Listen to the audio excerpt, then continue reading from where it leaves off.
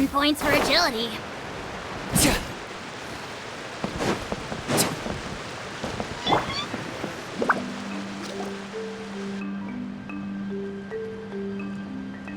Traveler?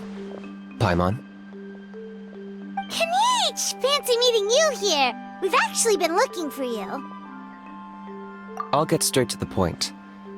I hear you accepted a proposal from Elder Trinidad. Oh, the, Turnfire Knight, you mean. You were still his first choice. It's just... Oh, jeez. It's not what it looks like, promise. Chill, it's cool. I only mention it because there's something you should know. And I suspect Elder Trinidad hasn't been completely forthcoming with you. His true intention is to resolve the Mountain King problem once and for all. Once and for all? You mean this'll be the last Turnfire Knight ever? That's right. He wants to use you to send the Mountain King to the Night Kingdom. To the Night Kingdom? You mean... To his death. Whoa! Are you serious right now? You shouldn't go blurting out accusations like that. It could get you in trouble. Too blunt? Okay. I'll phrase it more gently. There is potentially a possibility that Elder Trinidad may be hoping that during the course of the ceremony, you kill the Mountain King dead. But that's ridiculous! He told us the Mountain King is a living symbol of your tribe's glory! And that glory comes at a price. Oh, that's right. The Mountain King is a living symbol of our glory, but even this glory comes at a price. Ah, yes, and Nana wasn't the first.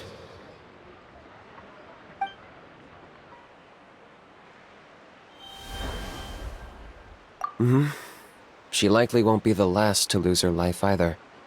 Still, is killing the Mountain King really the only way? It seems so extreme! The Mountain King is a unique case when it comes to abyssal contamination. It's eaten away at him for so long that it has consumed him entirely, and the damage is irreversible. That evil power has both driven him insane and kept him alive over the centuries. So, to look at it one way, once it's completely purged from his body, the Mountain King will finally be able to rest in peace. In past ceremonies, we've only purged around half of the abyssal power. This was to strike a balance, to keep him alive, but also keep him asleep. Trinidad didn't say anything about how much power he wanted us to purge, but he did say there were some more details to go over before the ceremony. Then it sounds like you'll know for sure soon enough. If he really asks us to kill the Mountain King, what should we do? I know this must come as quite a shock, so I suggest you act like you didn't hear anything for now. But would you have time to visit the chief after your meeting with Elder Trinidad? I'd like to make a deal with you. What kind of deal? One that comes at a very reasonable price.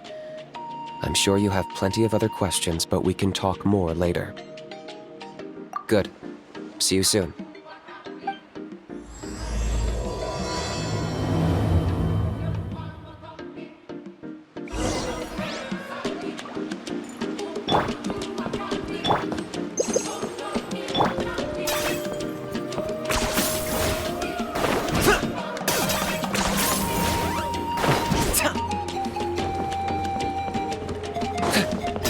Are you running away?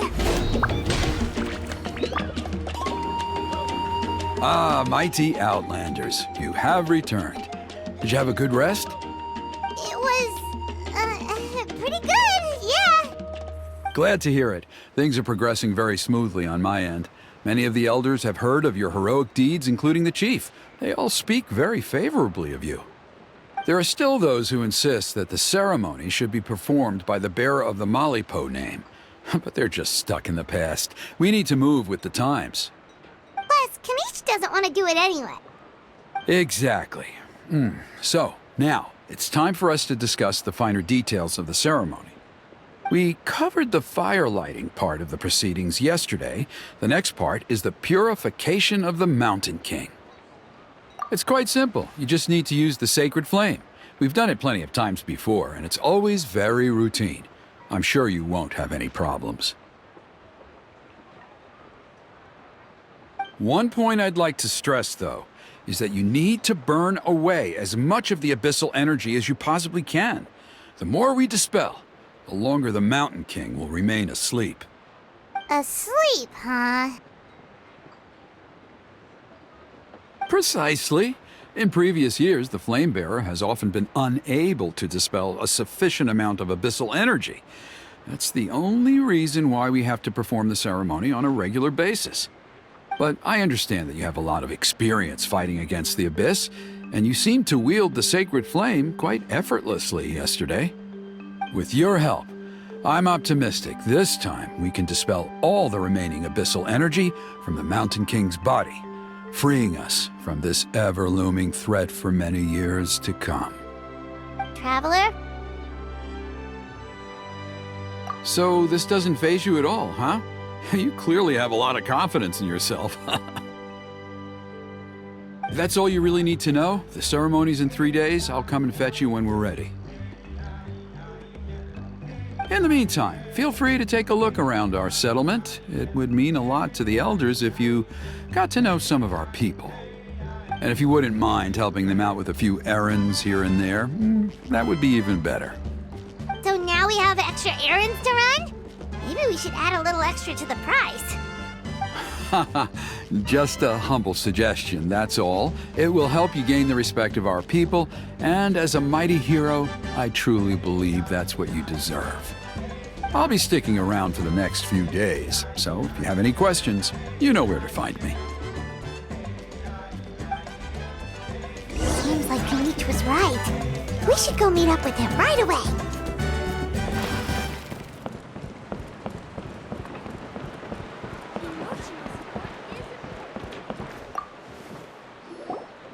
Huh, you're here. Canopy, Elder Trinidad said that... I can tell. It's written on your faces. Is that the Traveler in Paimon? Forgive me for not being there to welcome you on your arrival. That should have been my duty as chief.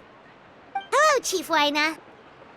I only heard the news from Trinidad yesterday, so I asked Kinich to invite you over for a quick chat. I believe Kinich has already filled you in, so I'll get straight to the point. Firstly, I fully endorse your appointment as flame bearers for the upcoming Turnfire night. However, I would like to request that you take steps to ensure the Mountain King's safety. Every child of our tribe grows up hearing the tales of our heroes, from Yupanqui the Firebringer to Burkina and the Mountain King who fought against the Abyss. This is our history and our heritage, the source of our pride and the center of our faith. To kill the Mountain King would be to destroy our spirit. I would never be able to face our ancestors in the Night Kingdom. Nana's death was a great tragedy, and I do not blame Trinidad for the actions he has taken. Nevertheless, I cannot allow any harm to come to the Mountain King. The very roots of our identity are at stake. My honored guests, please give this matter your serious consideration. Perhaps there is, but despite all our attempts to contain the situation over the years, we've not found it. Right now, I should like to hear where you stand on this matter.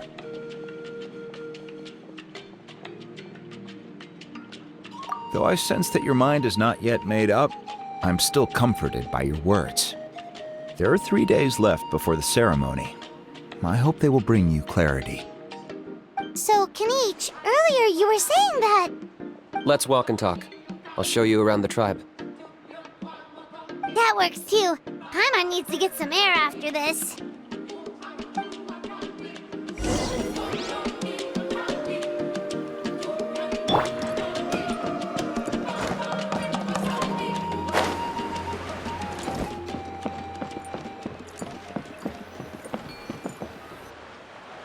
Canich, Paimon finally understands why you turned Trinidad down.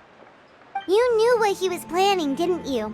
That's why you didn't want to be the flame bearer this time, because it's a double-edged sword. The whole Mora thing was just a sneaky excuse. Double-edged sword is right.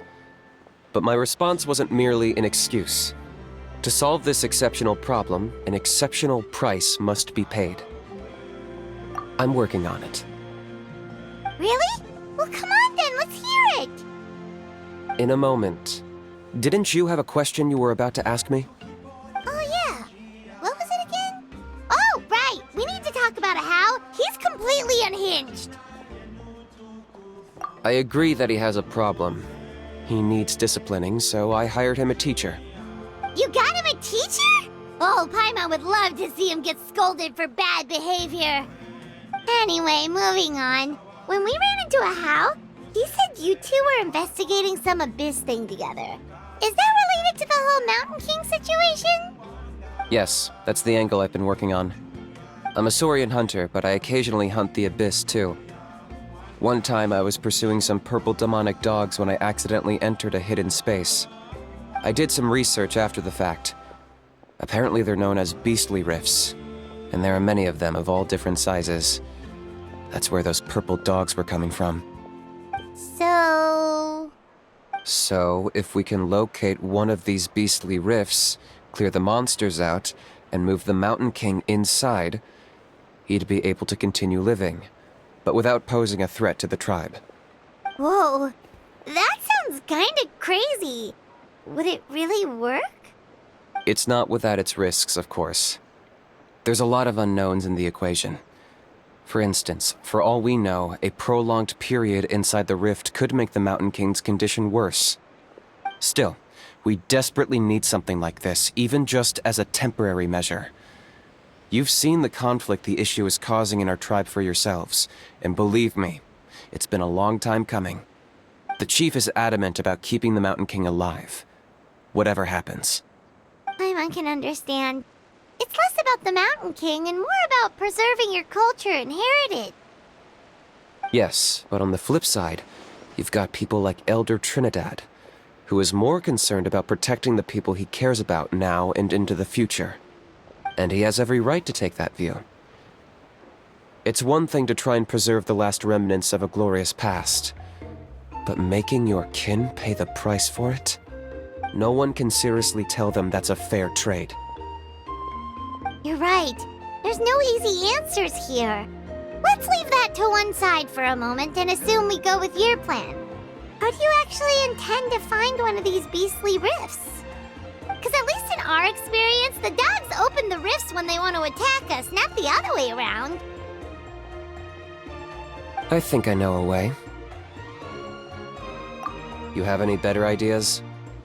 Not at the moment, but it just feels like using the power of the Abyss for our own ends isn't gonna end well.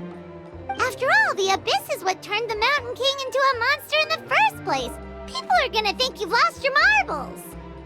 If it doesn't end well, then that's the price we pay. Everything in the world comes at a price. Even when Yupanqui, the Firebringer, stole the Turnfire, it cost him dearly. The Mountain King's erratic outbursts have brought tensions within the tribe to a boiling point. Unless this gets resolved quickly, everyone will be stuck in a stalemate. All right, so what's this deal you wanted to make with us? We're hardly experts on exploiting abyssal power. All I need you to do is keep people away from me. I'm getting harassed on a daily basis by people trying to convince me to be the flame bearer. I can't afford to waste all my energy dealing with them. If you help me out, there will be a gift for you in return. Ooh, what kind of gift? Something well worth your while, I'd say. Just keep doing what you've been doing. Integrate yourself with the tribespeople, so everyone comes to terms with the fact that we have a new flame bearer. That way, I won't have an endless stream of people coming to beg me to join the ceremony, and I can focus on finding a way to summon the beastly rift. Then, when the day of the ceremony comes, we'll move the Mountain King into his new home. Still sounds pretty crazy. Even for a daredevil like you, that's dangerous. And even if it works, what if neither Chief Lina nor Elder Trinidad are happy with it? Have you thought about what you'd do then? At least the two of them would finally be on the same side of the issue, leaving only me on the opposing side. The tribe needs leaders like them far more than a Saurian hunter for hire like me. Can I take that to mean that we have a deal? For sure. And who knows, maybe we'll come up with an even better solution to all of this in the next couple of days. Great. Well, for the next couple of days, please spend some time among the tribe and lend a hand wherever you can. I'm sure everyone will be swept off their feet when they meet our new flame bearer. Good luck to us both.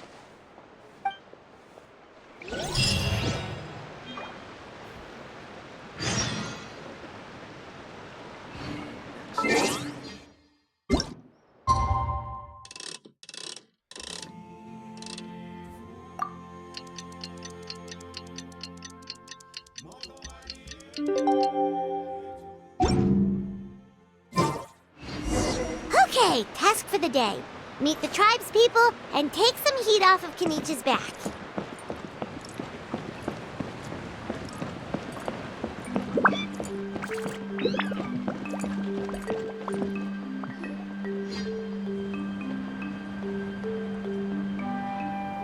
Hoonie, how can you call the Mountain King a monster?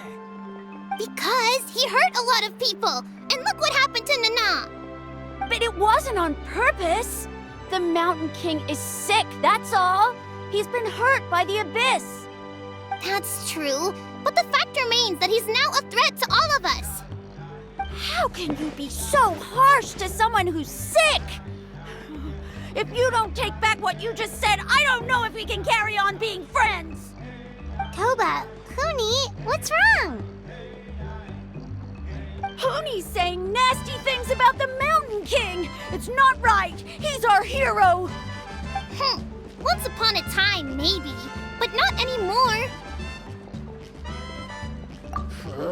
Yesterday, maybe, but not anymore. Toba? Fine. I guess my dad is right. Things change, and you just have to accept it and move forward. As of today, our friendship is over. There's no going back.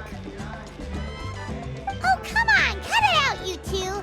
We have some great news to tell you. The Traveler is gonna be the flame bearer for the next Turnfire night. She's gonna do a beautiful ceremony and cure the Mountain King's illness for good. What? Really? So that's what my dad wanted to talk to you about? To be fair, from what we saw the other day, you are pretty good at climbing cliffs. Probably just as good as Kanich. Wait, speaking of Kanich, where even is that guy? Oh yeah, good question. Is he not coming to the ceremony anymore? We can get him to come, but if he catches you two fighting again, he won't be happy. He'll be sure to give you both a piece of his mind. No, we can't let that happen. I've never even spoken to him before. I can't afford to make such a bad first impression. I didn't mean to argue with Toba. All I said was that the Mountain King has done some pretty bad things.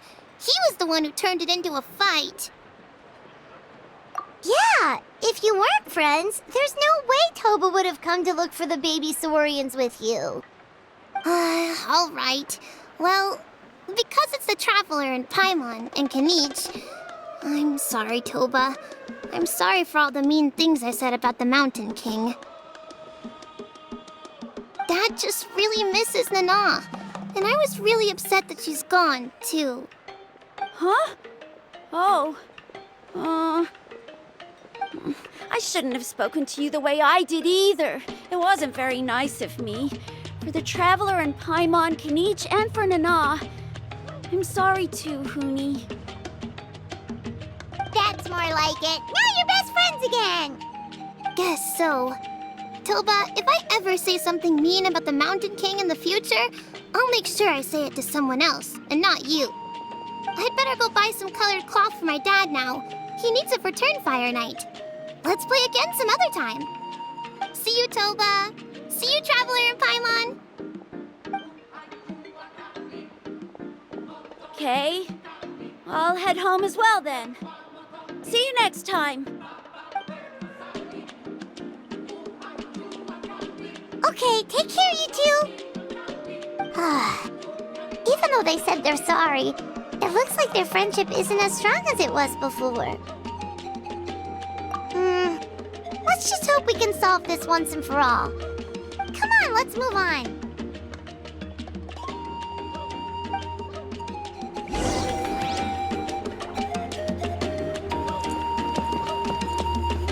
Huh? What's going on over there? Let's take a look.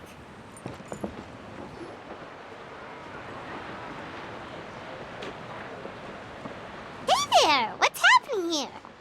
A rehearsal for the Turnfire night dance. Ooh, there's a dance involved? Paimon wants to learn too! You don't know it? Ah, I guess you're not from these parts, huh? It's rare to see a new face around the tribe these days. I thought everyone would be keeping away. Why do you say that? Because of the Turnfire night, of course. The Mountain King could wake up at any time. That's why we're holding an emergency ceremony. This isn't one of those fun and games festivals. For outsiders, it might even be a little dangerous. Well, did you know that the Flame Bearer this time is actually gonna be an outsider? Oh, I did hear about that. It's a first for sure. I would have loved to meet them in person. What? Oh, it's you? Man, oh man. Well, this is a nice surprise. It's funny. I was just thinking that I'll probably miss out on meeting the new Flame Bearer since I'm not taking part this time around. Then suddenly, there you are. Must be my lucky day. You're not taking part in the Turnfire night? How come? You're not an outsider too, are you? You must be joking. Watch this.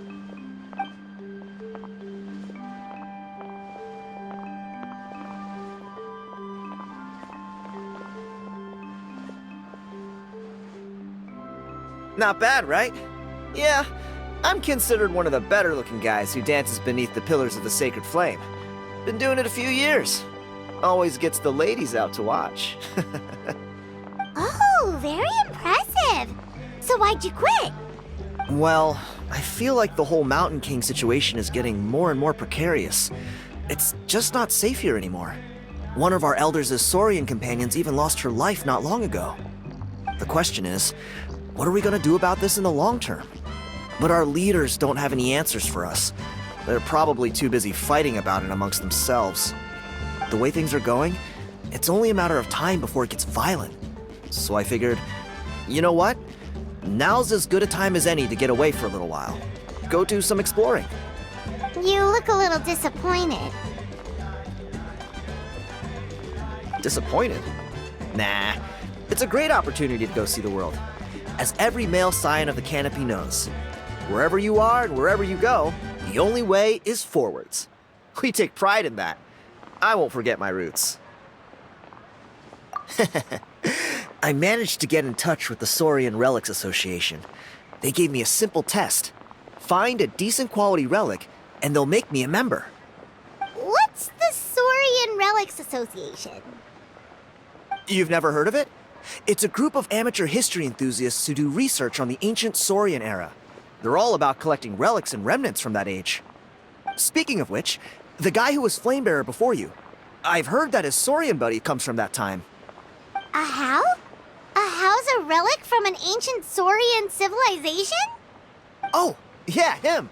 So you know those two already, huh? Then do you know how they met? It was deep inside some mysterious ruin, and they signed a contract there. The association folks say that the kind of contract usually comes with a huge hidden cost. Really? That sounds ominous.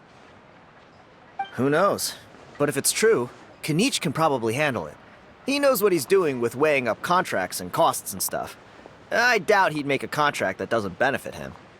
Strangely enough, I actually happened upon a strange mural a while back, and it looked to me like it was depicting a Saurian and a human involved in some kind of Saurian-era contract ritual. Oh, does that count as a relic then?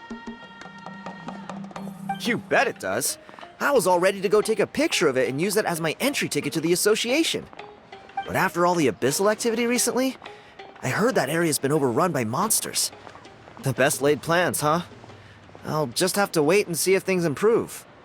Or... you look like you know your way around a fight. I don't suppose there's any chance you'd be able to help? If all you need to get is a picture, that should be pretty achievable, right? The Traveler deals with monsters all the time. It's a piece of cake. Wait, you're seriously gonna help me out? Come on, it's no big deal. Compared to some of the things we've been roped into before, this is nothing. Pyro Archon above, you two have hearts of gold, you know that? You're the kind of people who could dive into the Turnfire deep in the bowels of the Night Kingdom, and it wouldn't burn a single hair off your head. Of course it is. All right, come with me. I'll show you the way.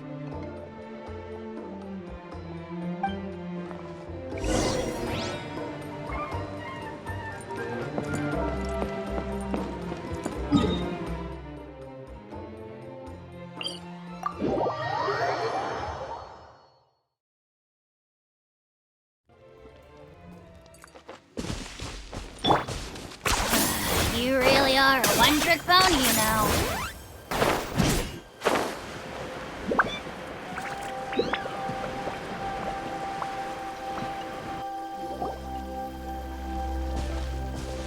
There it is. It's inside these ruins. As you can see, the place is crawling with monsters. Alrighty then. Stay back and take cover, Tiago. This could get dangerous. We'll take care of him.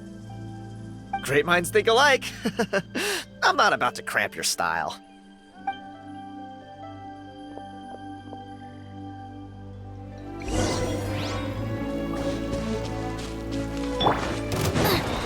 Out of the frying pan. Absorption test. Unexpected outcome. Animal test 6308. Locked on!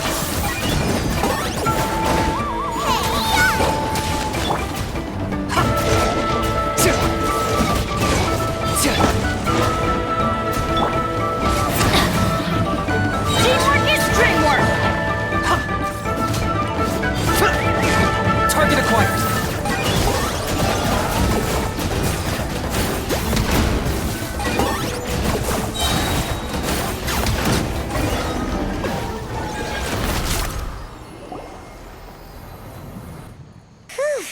That should be the last of them. It's a good thing Tiago had the sense to stay in his hiding place, or things could have gotten really hairy for him. Hey, look! That's gotta be it, right? Definitely looks like a mural. True. Now that you mention it, most ancient murals take up a whole huge wall. This looks more like someone with a paintbrush got bored and started doodling. It does match the story he told us, though. There's a Saurian and a human. So, is that supposed to be what an ancient contract ritual looked like? Whatever. We're not here to decipher it. Just photograph it.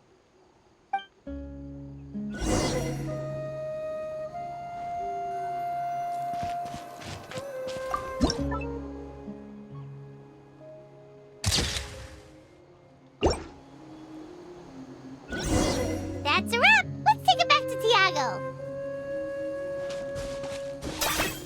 Are you running away?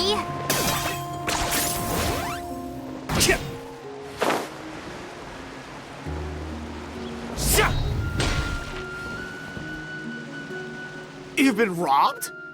Oh, Ponche. And I thought my luck was bad. Oh, I put blood, sweat, and tears into that, and now I've got nothing to show for it. Some gap-toothed goon stole it from me.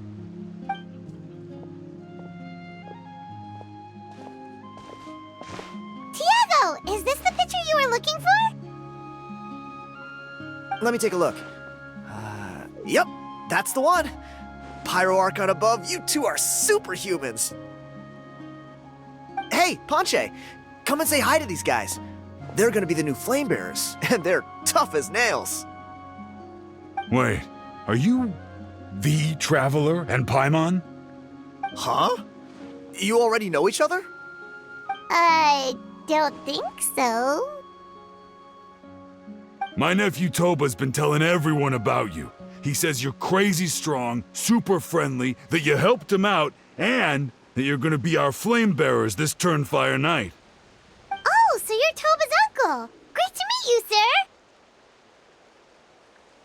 Sounds like we've managed to make a bit of a name for ourselves. Toba's not wrong, my friend. These two are honestly some of the nicest, most genuine people I've ever met. Everyone speaks incredibly highly of them. Seriously, if you're comfortable telling them about what happened, I guarantee you they'll sort it out in no time. Really? All I want is to get the fruits of my labor back. Allow me to explain. Ponche is a well-known scholar within our tribe, author of the widely acclaimed book, Yupanqui's Turnfire. Unfortunately, the book was stolen by a treasure hoarder a few hours ago. I spent years of my life researching that book. I visited every last ruin, interviewed every descendant of every hero in our history. On the word Malipo alone, I covered at least 5 different interpretations of the meaning based on accounts from different villages. It was an unparalleled masterpiece. And now it's all gone. That little goon ambushed me during my morning walk. He snatched all of my belongings, including my entire manuscript. That book was everything to him. It's like they robbed him of his soul when they took it. Look at him. Lost and listless. He's a shell of the man he was. Dear honored guests of our clan, I am but a helpless old student. If only for Toba and Tiago's sake, please help me, I beg of you. See what I mean, Ponche? Now you've run into these two, your luck's about to change, big time. I don't know if he's still there, but come on, I'll take you.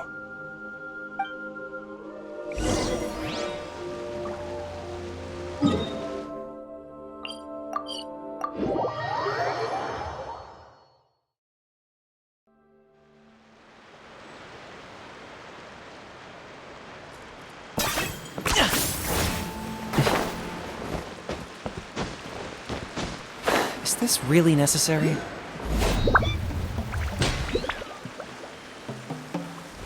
Hey! You thieving rat! Give me my things back! What do you want now, you old bum? God, you're a waste of space. Prepare to get shoved butt first into a tree hollow. Oh, what's this? Brought a little bodyguard with you, huh? All right, let's see what you've got. What's this? Eat dirt, suckers!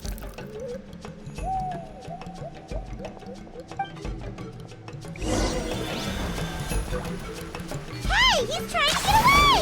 You good? Let's chase him down!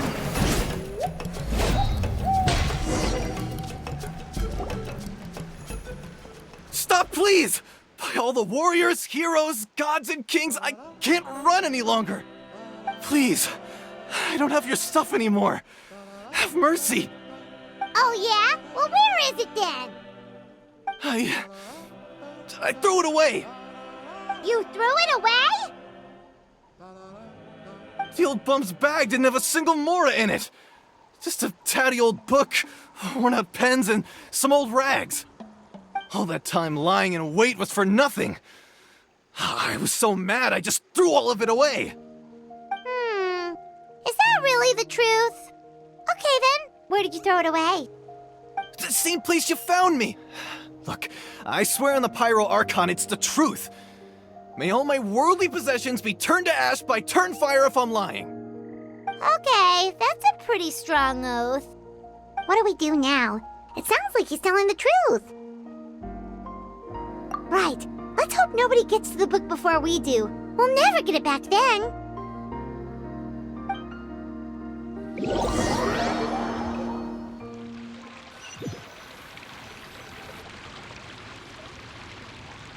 Although the Turnfire is a heroic symbol in Huitzatlan, it always comes with the more ominous implication of eventual tragedy. This holds true for all bearers of this ancient name in recorded history. Each one of them died of non-natural causes, as if the specter of the Turnfire was always lurking in the background. This appears to suggest the existence of some higher power that is always watching the name-bearer, examining their actions, and eventually demanding payment in return. None can escape this payment unless, perhaps, they could honestly swear by Turnfire to never make a single mistake in their entire life. Yupanqui's Turnfire. What an incredible work on ancient name philology. I can't believe it was just lying there for me to take. Let me see, the author is Ponche. Nice. A gentleman and a scholar. Silence, book muncher! The great Kahula will suffer your droning voice no longer. Do you truly find no joy at all in perusing such rich historical records? Joy? What joy is there in this pointless drivel? Well, it makes a pretty shocking prediction. Every bearer of the ancient name Malipo eventually meets a grisly end. Maybe that's the price you pay for the name that means price? What? You're saying Kenichi will die a violent death? So I'll finally get to take over his body? When will that glorious day arrive? The great Kahula demands to know! Wow, you are just irredeemable, aren't you? An agent of chaos down to the core. You make us Abyss Order folks look like saints in comparison. Silence, maggot! To presume that anyone compares your kind with the great Kahula is sheer vanity. And if that day ever comes, oh, your doom will soon follow. You don't need to lecture me about Doomsday. Here's what I know, based on countless historical texts. All civilizations will be reduced to rubble by the passage of time. From ancient kingdoms, to heavenly thrones, to worlds beyond, there are no exceptions. But from the ruins of every civilization, the dust will rise and never settle, thus transcending the confines of time. That dust is what we call a civilization's spirit.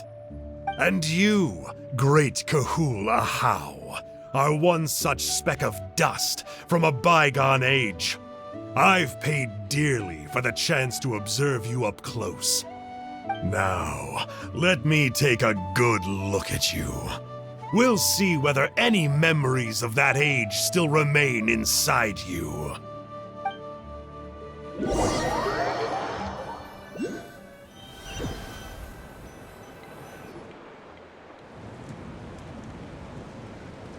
We're so sorry, Mr. Ponche, but we couldn't find your manuscript anywhere. Does that mean all of my hard work was for nothing? You gotta stay positive, Ponche. You might have lost the book, but the brains behind it are still intact. Surely you remember the main points at least? The whole reason I worked so hard to get it finished before the Turnfire night is because I hoped that maybe it might help us find a way through these trying times. But now... well, not exactly. But I thought my research might at least be a starting point. Oh, really? So what did you find out in your research? I think the key to all of this lies in the power of Malipo. Ponche, you know as well as anyone that ancient names don't hold any real power. Symbolic power doesn't count. You're right, but Malipo may be a special case. Given that it first arose in the era of the first Pyro Archon, it might contain remnants of Yupanqui's power. Yeah, I remember that story. My grandpa told it to me when I was a little kid. Maybe you're the special case. Most kids stop believing in that stuff by your age. I'm not talking about childhood superstitions here. There is evidence. Like what? Like the fact that the Mountain King is still alive. Everyone attributes that to the power of the Abyss. But there's more to it than that. The key factor is that Burkina summoned the power of Malipo at the cost of his own life. If you don't believe me, then answer me this. How many other creatures can you think of who lived longer, not shorter, after being contaminated by the Abyss? Traveler, different situation but similar idea. Doesn't this remind you of the hilly...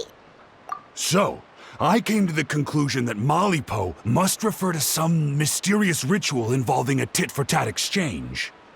It began with the first Pyro Archon, fell with the Grand Alliance, then was buried in the Night Kingdom, and now it awaits the call of its new bearer. Hey. Sorry to interrupt, Ponche, but you seem to be getting a little overexcited. I'm sorry. I was originally planning on presenting my findings to Canich. I'd hoped he would be attending the upcoming ceremony. Sounds to me like you dreamed up one fanciful theory to support another. Canich, what are you doing here? I more or less finished what I was doing, so I came to have a quick catch-up. Now a good time? Canich! I'm onto something. I haven't worked out all the details, but you have to attend the Turnfire night. So Mr. Ponche here has done a lot of research on the history of the Turnfire and thinks he might have found a way for you to solve the problem. I'll be there, Ponche. Let's go.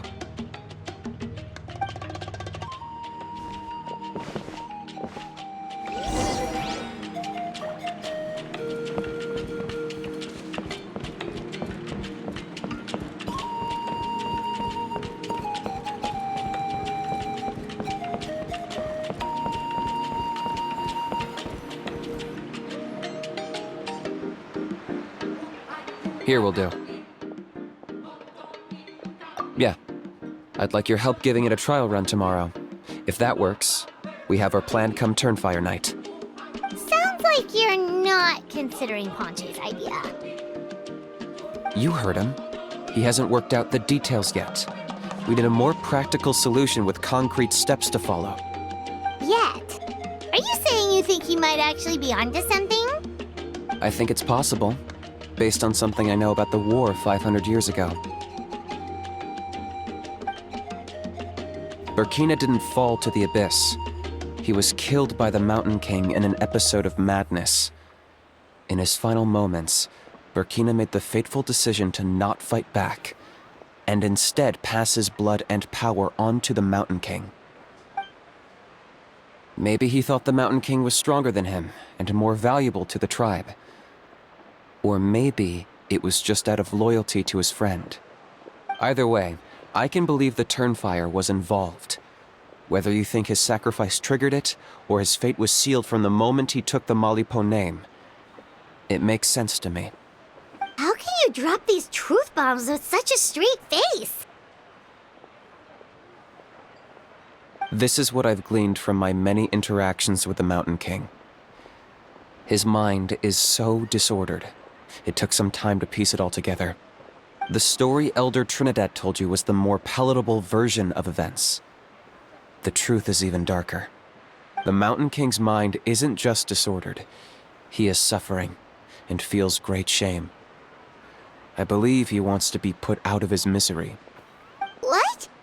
Then what should we do? Should we grant him his wish? Of course not. We should help him move to a new home. It's the only practical solution. The Mountain King is a hero to my tribe. An object of worship, even. Ending his life would be like desecrating a statue.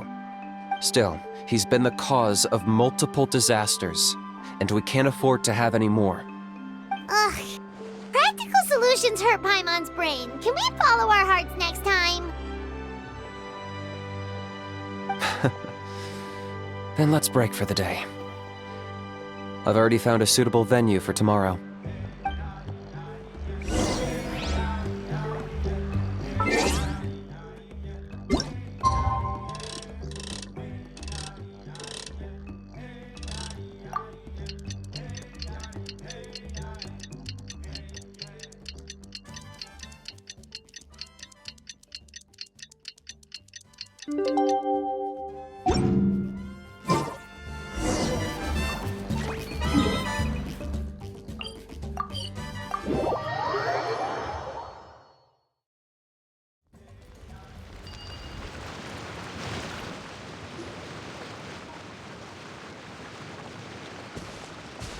You're here. Very punctual.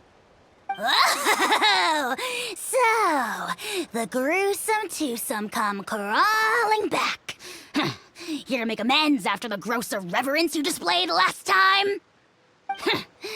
Very well. The almighty Dragon Lord, Kahula How, shall grant you the audience that you seek. Now pucker up and kiss our feet. Kanich, didn't you say you found him a teacher? He's just as out of control as ever! Hey! No one gets to discipline the almighty Dragon Lord Kahula How! No one! Maybe because I've never had a gentle-natured companion like Paimon to compare against. Is that a compliment? Yeah, I see what I'm missing out on now. And it's a lot. Kanich! Ugh! We could drown this measly flying ant in one droplet of spit! How dare you compare her to the almighty Dragon Lord Kahula How! Oh, just wait till I possess your dead body!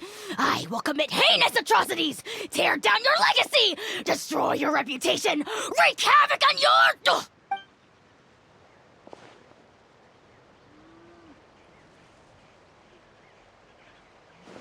Traveler, Paimon, let's get down to business. Once we've opened the beastly rift, you're welcome to toss a How in there for a couple of days. With pleasure. You don't need to ask twice. I got my hands on this device in a trade. It's meant as bait, but it'll also stabilize the abyssal energy. The Rift Towns will tear through space to get to this. Once they're here, we take them out and claim the rift for ourselves. You'll find out soon enough. First, let's try this out.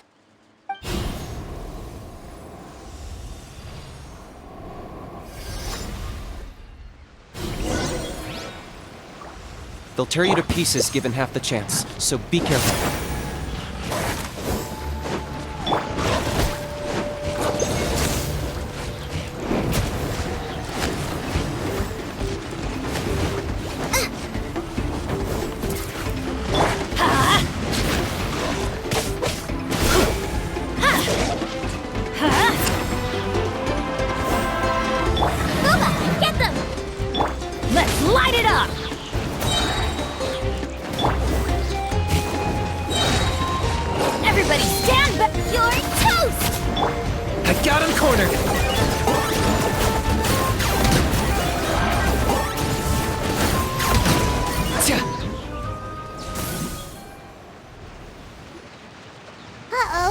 Are there even bigger ones on the way? You see, Kanich? I'm a man of my word. In fact, I'd say I under-promised and over-delivered. Nifty little gizmo, isn't it?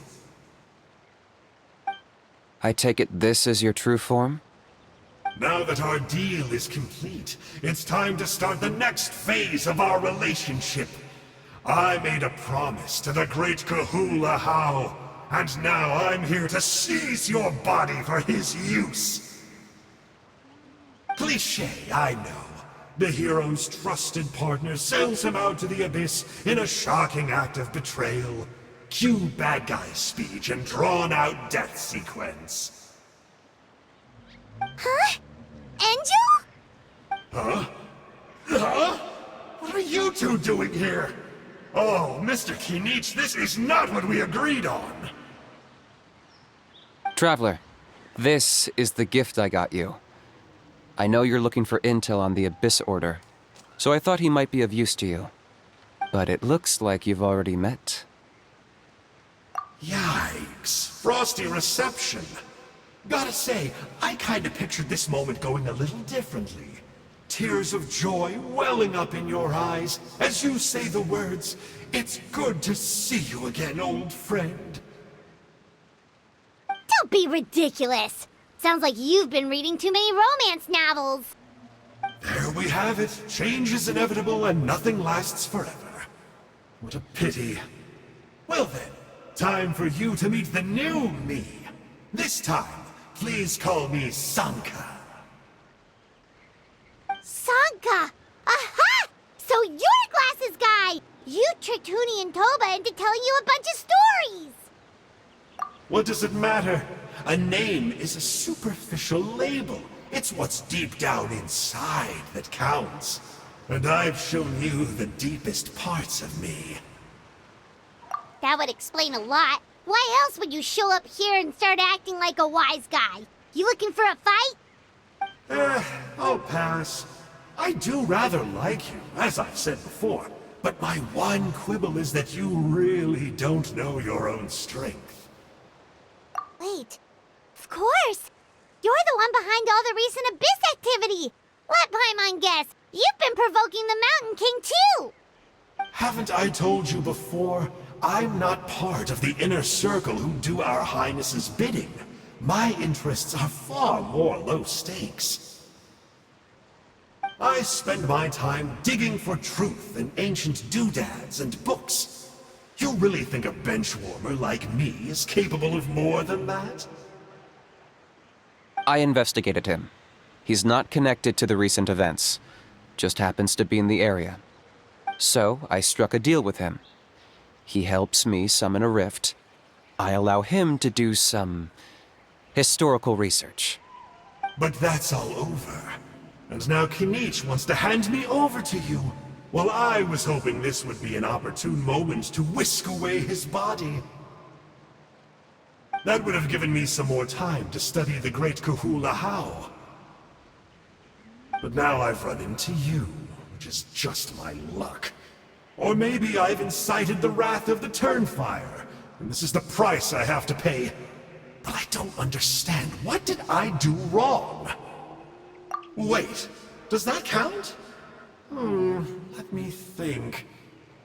How? You are the worst of the worst! Colluding with the Abyss Order against Kinich? How could you betray your partner?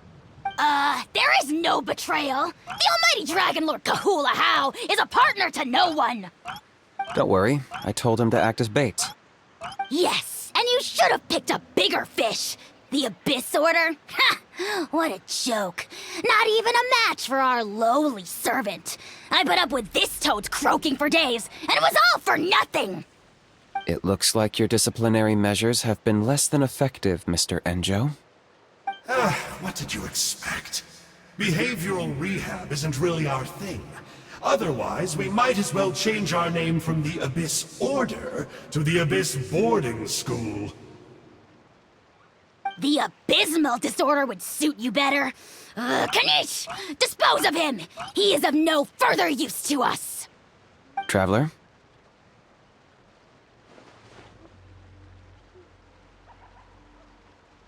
Hey now, I may be a lowly clerk, but don't underestimate me. I could never beat you in a straight-up fight, but when it comes to running away, I won't lose to anyone. Do me a favor and remember how fast I disappear. Maybe then you'll show me a little respect next time. Darn! He got away again! Couldn't you have stopped him? It's all right. He's not worth our time and energy. Besides, it seems like he's in debt to a lot of people. I'm sure they'll keep him busy. If you say so. Still, Paimon's kinda surprised that you actually struck a deal with someone from the Abyss Order. To borrow that guy's words, names are superficial labels. Whether you call it the Abyss Order or anything else, it's a broad generalization at best. Think of it like apples that have fallen from a tree. If you tasted each one, you'd find that they're all at different stages of ripening. Even the unripe fruit blown off its branch before it's fully grown can still be brewed into a fine wine. Everything has its use. Huh. Well, in that specific sense, maybe Enjo's not such a bad apple. Not rotten to the core, at least. Of course! Only the almighty Dragon Lord, Kahula How, is rotten to the core and evil beyond redemption. Ugh. So what exactly are you anyway? You're definitely the evilest little thing Paimon's ever met. Don't worry, he can't hurt a fly. You could say that. Paimon heard that those kinds of contracts might come with a terrible cost attached. Is that true? Such as a how watching me like a ravenous vulture? Vulture? Vulture! Ugh, we are the Dragon Supreme! Sovereign ruler of the Nation of Flame! Let's pick this up another time. It's getting kinda late. You should go back and get some rest. Big day ahead. Tomorrow's Turnfire night. Time to light the sacred flame and burn away the filth for a legendary 500-year-old warrior. Oh, yeah. Hearing you lay it out like that is making Paimon a little nervous. For all the work we've put in, it all comes down to tomorrow night. We have to make sure we solve this problem once and for all. Then it can't hurt to say this one more time. Good luck to us both. See you tomorrow.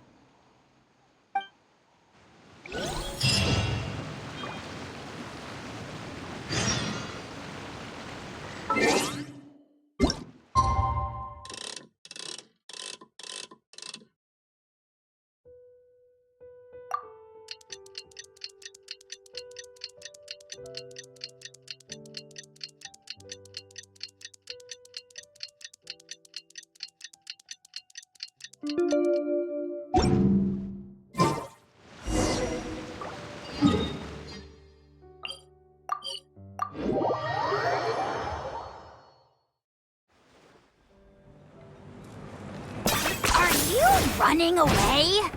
Yeah!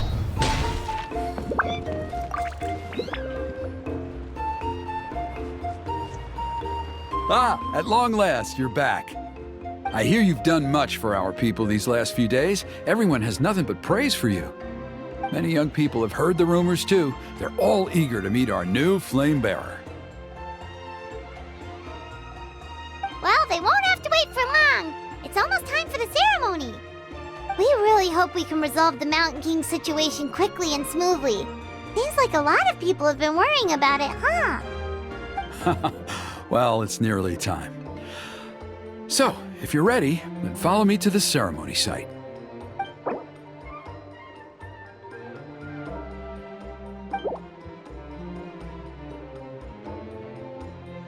Off we go!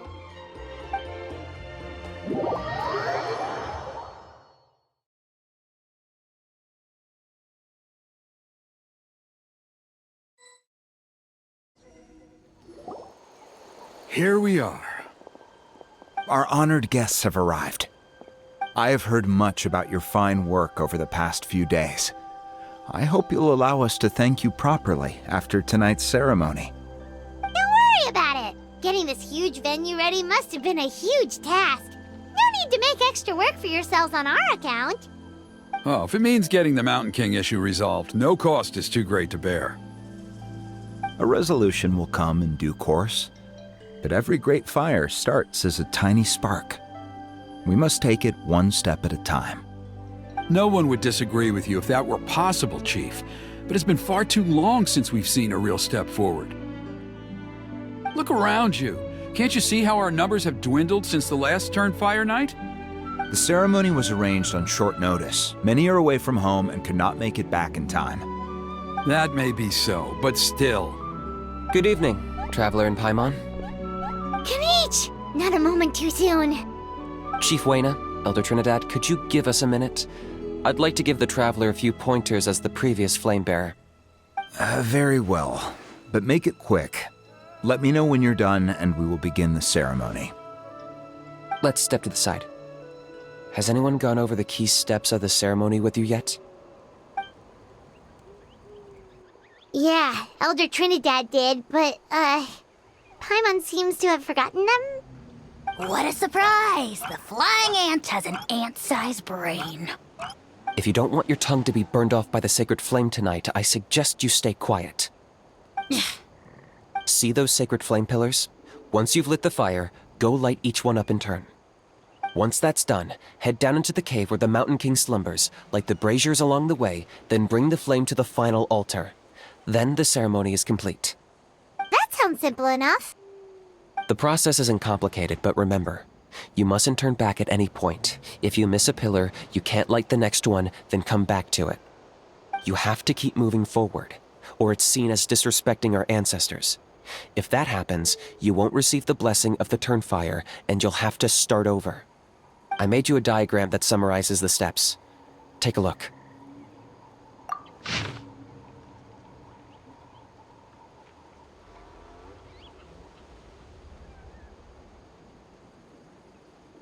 So that's our part. What about you? I'll be with you the whole way, and once you've lit the altar, I'll start summoning the rift. You can leave that side of things to me. Just focus on your part. Okay. We'll try to remember all that and get it right the first time. Ready when you are. But I think I saw Huni and the others just now. Maybe you should say hi before you start. Might make you less nervous. Just tell the chief when you're ready.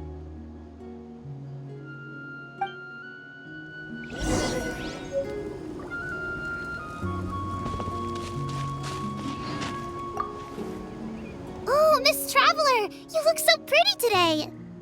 You're gonna make sure the Mountain King never threatens us again, right? I believe in you. I'll be cheering you on the whole time.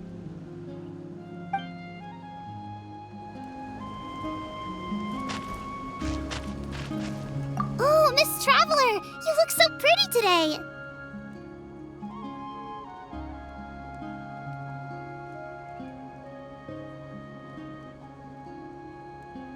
You're gonna make sure the Mountain King never threatens us again, right? I believe in you. I'll be cheering you on the whole time.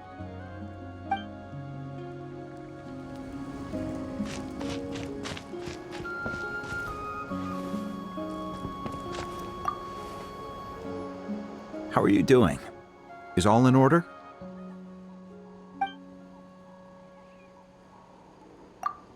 I'm counting on you. Don't forget what we talked about. By past fuel and present flame, life marches ever on. My brothers and sisters, the time has come to light the fire once again, and let the Turnfire night shine bright in Hoytzitlan.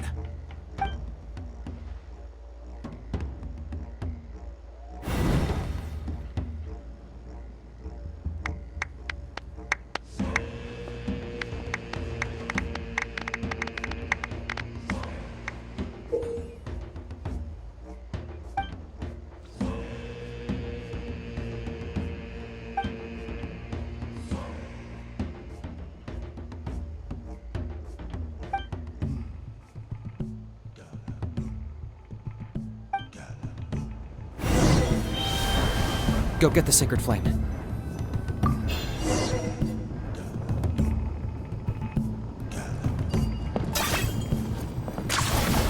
Nicely done.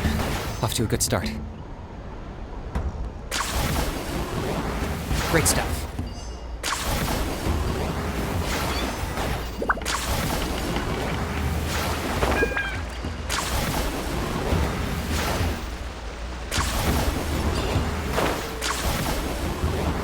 You're over halfway. Keep it up.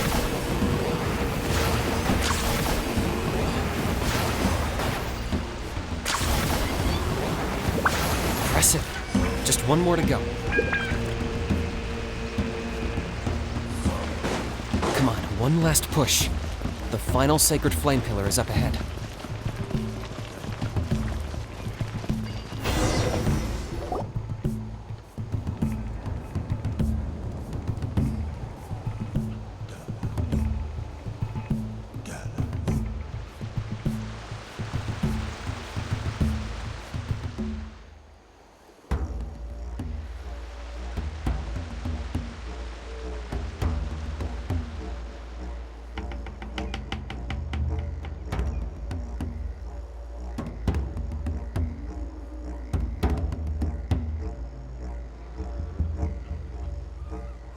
Great! All the pillars are alight. Next, it's down into the canyon and head for the Mountain King's cave.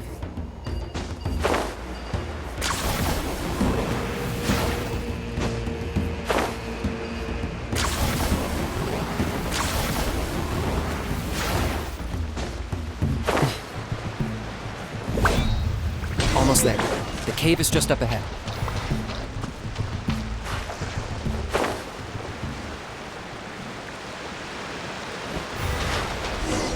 The Abyss presence is growing strong. We should deal with the contamination first.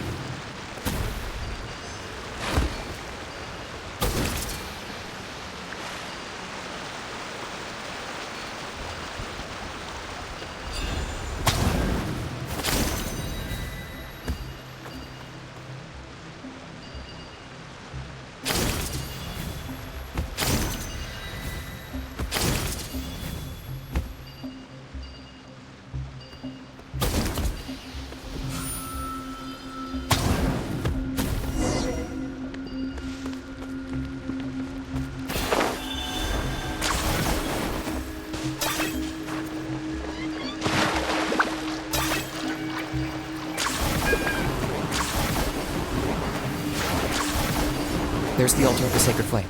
Remember, light up the torches around it first.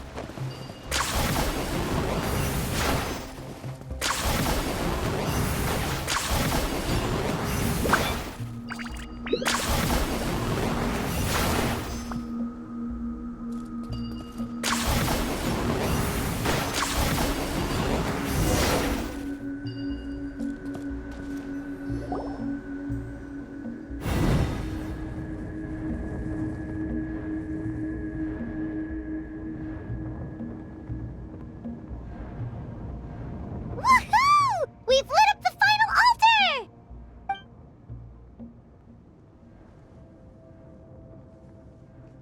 That's the Mountain King up ahead, right? That's him. Kangamato, king of the Yupanqui from 500 years ago. He's very powerful. Paimon can tell. He's huge. Let's tread carefully. We don't want to wake him up. You've made it at last. You did even better than I expected. Traveler, now comes the final and most important step of the ceremony. Please use the power of the sacred flame to cleanse the Mountain King of abyssal filth. There's no need this time.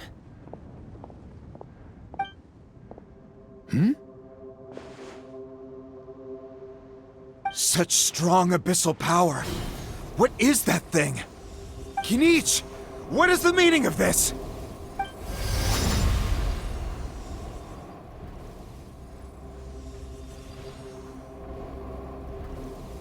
Is that a beastly rift? Chief Waina, Elder Trinidad, this is about to get a little dangerous. You should step back. What do you think you're doing? Solving the Mountain King issue. You mean by having him torn to pieces by rift hounds? No, stop! We can't let that happen!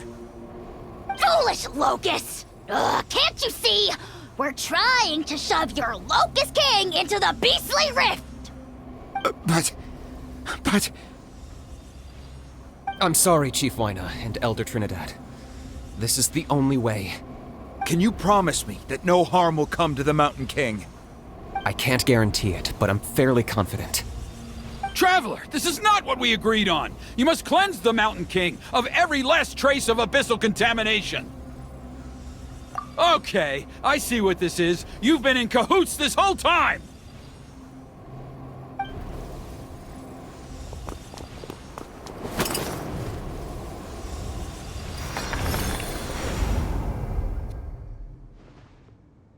Ugh, you imbecile! What have you done? Oh no! The device is destroyed! You forced my hand. I had no choice. Elder Trinidad! What are you doing?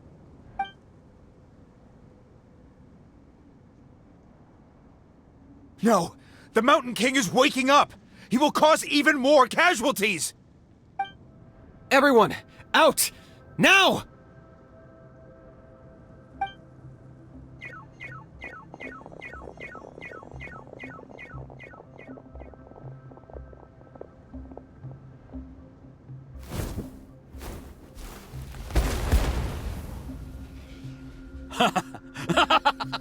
Well, it seems there is only one way to awaken you all from your willful blindness. More sacrifices must be made.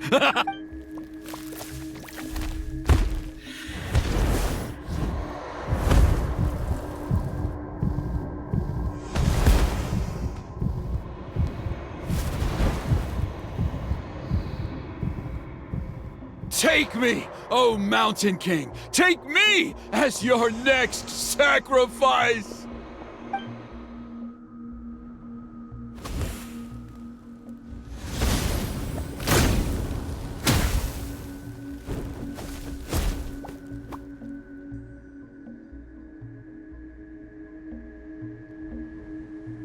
Everyone's still outside. We have to keep the Mountain King here. Give me a hand. Hypostasis amulet? Locked up! Watch out for the fruits he's spitting out. We can use those against him. Yeah, that's it!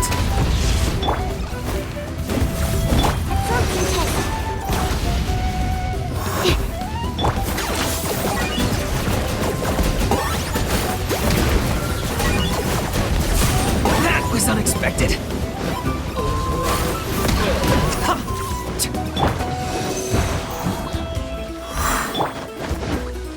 Let's light it up!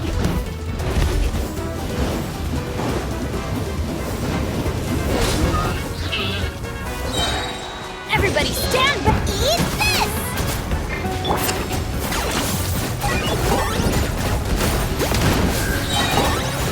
Shadow of the past, mine to command! Glory to its none!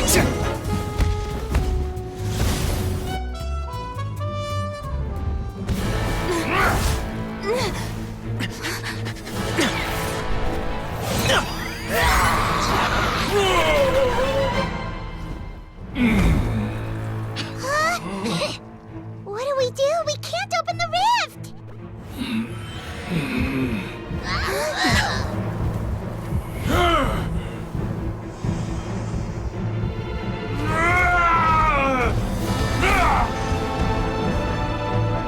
Kill me! Put an end to White's shame!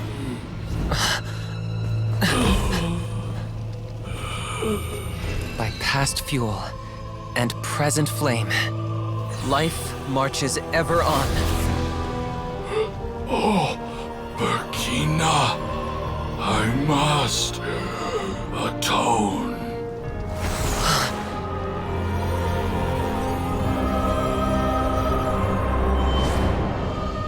Patience. We will answer to the fire for all our deeds. Even if one day I fall behind, never look back. Keep moving forward, as we are now.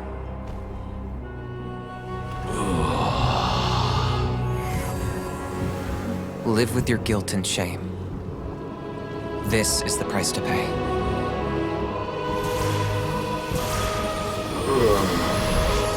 heir to the Turnfire, please use my ruined vessel to train the heroes of the future. The will of Kongamato will march ever on, till the abyss is stamped out.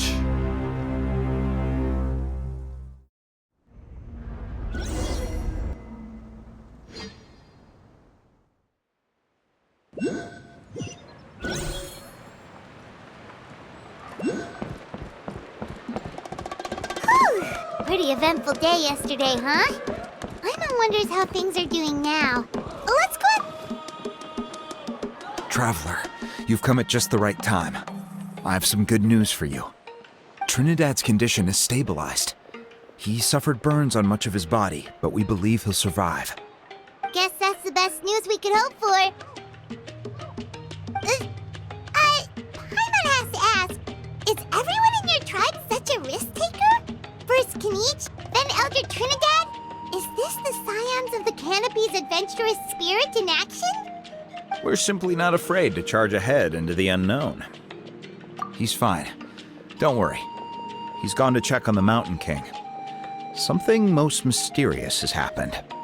After the incident yesterday, a transparent shell has formed around the Mountain King's body. We don't understand the mechanism behind it, but the shell appears to insulate him against the influence of abyssal power. It is somewhat akin to a scab, in that it stops the abyssal energy within him from bleeding out, while also preventing further abyssal energy from seeping in and infecting him. We've never seen anything like it. The tribe's most senior elders believe it was caused when he was burned by the sacred flame, similar to the way burned wood becomes charcoal. I think their theory makes sense. After all, we've never thrown the Mountain King directly into the sacred flame before. Wow. So it's made a barrier against abyssal energy? That's a good thing, right? It's practically a miracle from what we've seen of it so far. It means that the Mountain King's level of abyssal energy is now stable. No longer will we need to perform an annual cleansing ceremony. Wow, that's amazing! I know what you're thinking. The young people in the tribe are already speculating that yesterday's ceremony was a Turnfire night like none other in our history. Because you and Kinich, you summoned the very flame that appears in our ancient legends. A great transparent ball of fire. And that fire is what saved the Mountain King. Whoa! So that was the real Turnfire? I may be the chief of this tribe, but I've only ever known the Turnfire as a concept in our legends. I cannot answer that question. If anyone can answer it, I suspect it would be the bearer of the Malipo name. He is in the Mountain King's cave as we speak. Ah, so Kinich then. Why don't we go see how he's doing?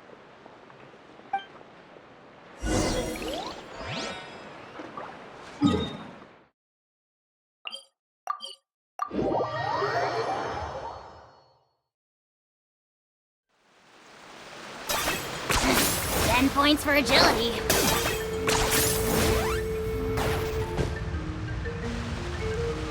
Hey, Kinich!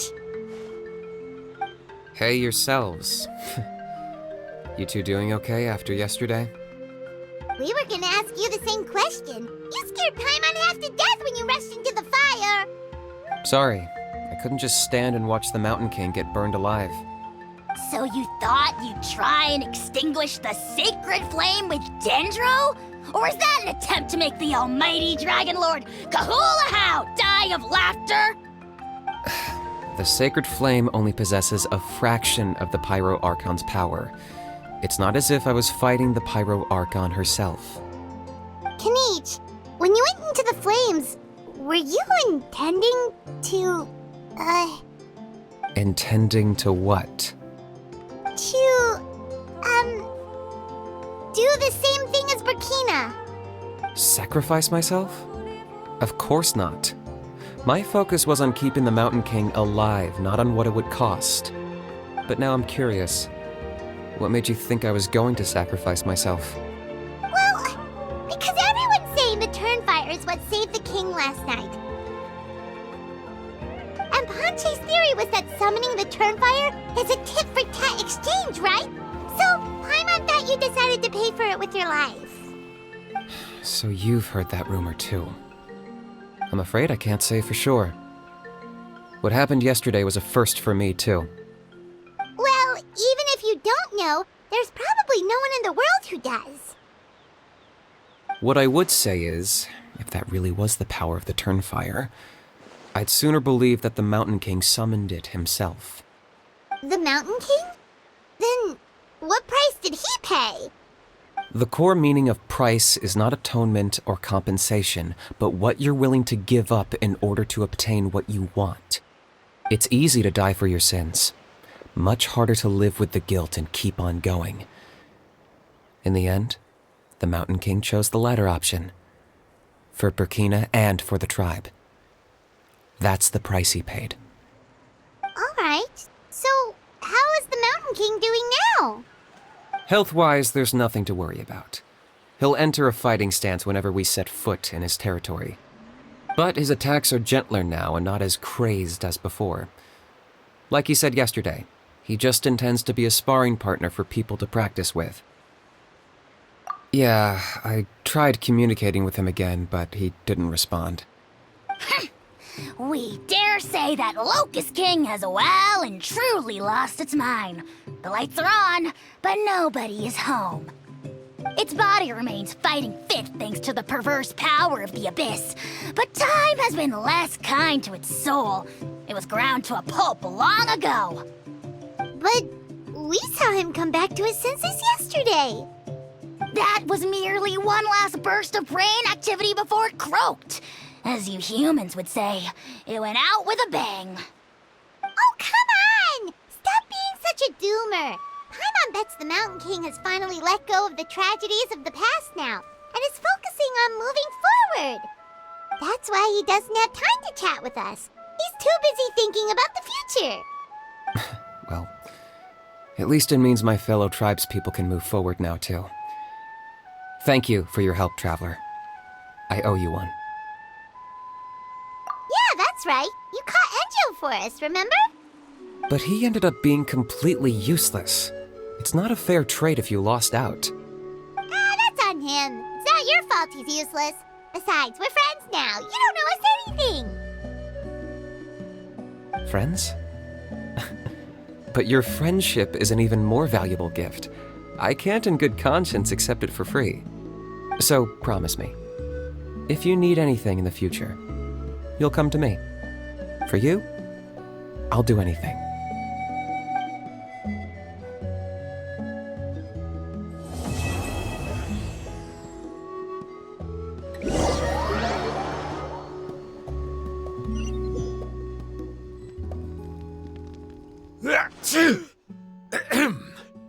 So, in the end, only poor little Huni got the sad ending? Yeah, everyone's happy except me. First Nana, then my dad. Why does everyone in my family have to suffer? Huni, it'll be okay. Your dad will get better soon. Toba, you're my friend, so I shouldn't say this to your face. But it was all the Mountain King's fault. Huh? Now hold your horses, kiddo. If you promise not to fight, Uncle Sanka will tell you a story. Okay, before you roll your eyes out of your skull, I promise you can trust me. I almost got my eyebrows burned off by the Turnfire after last time. That's why I came back, to make it up to you. All right, I'll just get to the point. Do you know what Uncle Sanka loves the most about your people? What? Your extreme sports. Huh? On my first day here, I got hit by someone falling out of the sky. I believe you call it bungee jumping? It's a dangerous sport, to be sure, but the courage it took to make the jump impressed the heck out of me. So, I introduced myself to the jumper, we made friends, and I even helped treat her wounds. Oh, such a nice friend. Of course. Anyway, the good times didn't last, because I got captured by a powerful foe, so we had to part ways for a while. In the hands of the enemy, I was scorned, scolded, and nearly given away as a gift. Oh, it was so humiliating. A horrible experience to look back on. Why does Uncle Sanka always have to suffer, I thought. So I feel your pain, Huni. I was in the same position. But in the end, I made it through, and I left all of those painful memories in the past. I even managed to reunite with my friend. Is that it? The moral of the story is to look forward in life, right? Yeah, we've heard that one millions of times. Sorry, Uncle Sanka, but you're not cut out to be a teacher. Very smart, Huni, but not quite smart enough. What I'm trying to tell you is that after I reunited with my friend, I found her injuries were all healed, but she really missed her family. So, I thought you might like to see her too. She's right behind you. Turn around and see. Another trick about not turning back? I'm not falling for that one again. Huh?